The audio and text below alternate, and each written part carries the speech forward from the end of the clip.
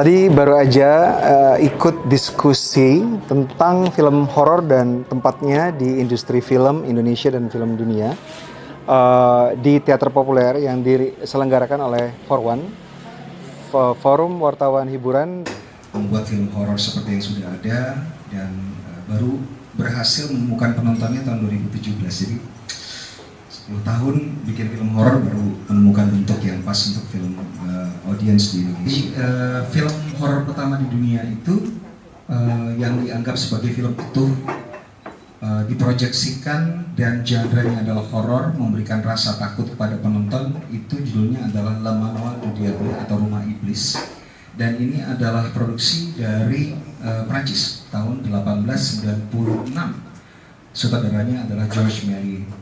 Kalau teman-teman ingat bahwa film pertama yang diproyeksikan, dipertontonkan kepada publik dan dipungut bayaran itu di tahun 1895 oleh The Lumiere Brothers, dan film horor itu mulai setahun setelah itu. Dan ini adalah film pertama horor yang dibikin tahun 1890, Istana Iblis.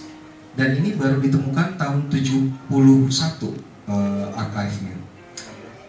1971 baru ketemu, dan ini bercerita tentang seorang, sebenarnya ini adalah iblis ya, digambarkan dia adalah iblis dan bekerja tinggal di rumah mansion istananya sendiri, dan dia kesepian dan akhirnya dia menciptakan satu makhluk yang untuk menemani dia tinggal di rumah yang sangat besar. Inilah dia Rumah Iblis tahun 1896. Halo, hai. Senang bertemu. How are you? Aku excited dan agak gugup. Don't be. Bang Joko tuh gimana kabarnya hari ini? Ya, aku lagi syuting sebenarnya dan Penting di live hari ini. lagi syuting tapi menyediakan waktu untuk bisa ketemu sama teman-teman karena I'm very happy to be here, to be talking to you. Gimana nih perasaannya di invite sama anak-anak dari SMA Negeri 1 Medan? Is there anything you miss about it? Seneng banget ya. Aku tuh udah nggak berkunjung ke SMA 1 mungkin udah belasan tahun ya. So I'm very happy to be here talking to you. I'm so happy too. It's been an honor for me. An honor to me too. Yeah. Aku juga sebelum mau interview abang nih mau nanya, kesibukan abang selain syuting ya, mungkin apa nih?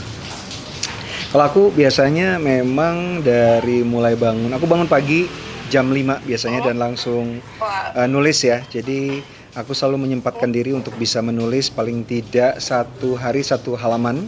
Apakah itu skenario, apakah itu cerpen novel, dan biasanya bangun jam 5, nulisnya 1 jam sampai 1,5 jam.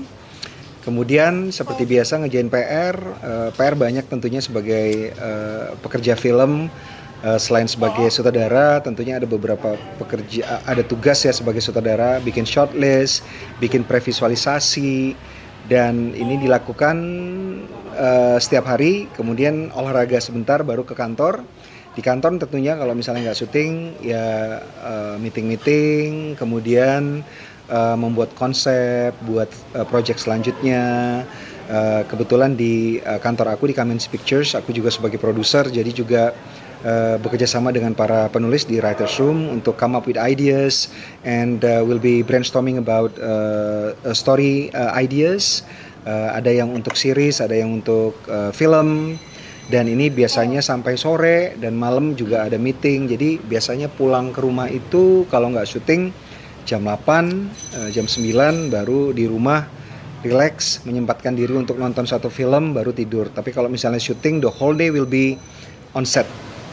Gimana sih Bang Joko memaknai passion itu, dan mungkin boleh ceritain nggak gimana Bang Joko ketemu passionnya? Kalau aku mungkin adalah salah satu dari sedikit orang yang beruntung ya, karena sudah menemukan passion sejak kecil.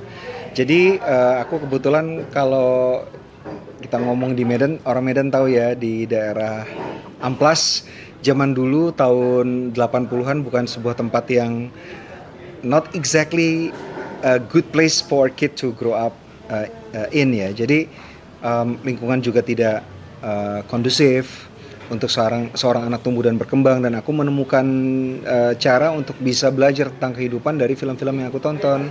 Ada bioskop dulu di Simpang Limun Medan, itu namanya Remaja Teater, dan aku menonton film menghabiskan waktu di situ. Kalau misalnya bisa bayar tiket, beli tiket, aku akan beli tiket masuk ke dalam. Kalau misalnya nggak bisa beli tiket, nggak punya uang, itu di sampingnya itu kebetulan ada ventilasi. Kalau zaman sekarang tentunya nggak ada ventilasi karena semuanya air conditioner.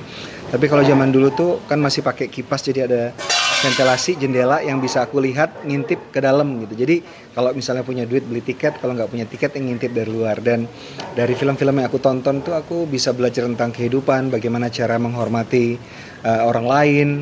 Terus yang paling penting dari film-film yang aku tonton, aku melihat banyak sekali tempat yang membuat aku berpikir aku harus bisa keluar dari tempat tinggal yang selama ini tidak kondusif, bisa melihat dunia gitu. Jadi setelah aku dewasa, aku mengetahui bahwa ternyata film yang menginspirasi aku sejak kecil itu ada pembuatnya.